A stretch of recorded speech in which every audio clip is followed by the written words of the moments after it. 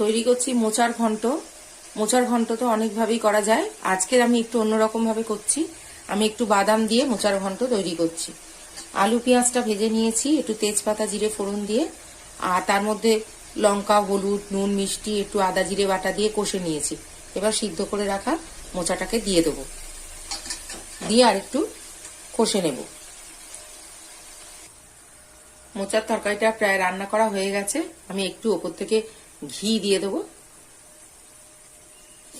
আর যেটা যোগ করব বলেছিলাম একটু অন্যরকম মোচার ঘন্ট, সেটা হচ্ছে শুকনো খোলায় ভেজে রাখা বাদাম একটুখানি আধ ভাঙা মতো করে নিয়েছি, সেটা দিয়ে দিলাম। এবার এটাকে ভালো করে মিশিয়ে নেব।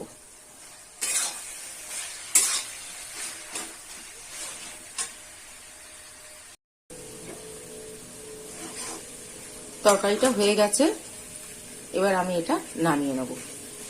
এই বাদাম দিয়ে একবার করে খেয়ে দেখবেন, অসাধারণ খেতে লাগে।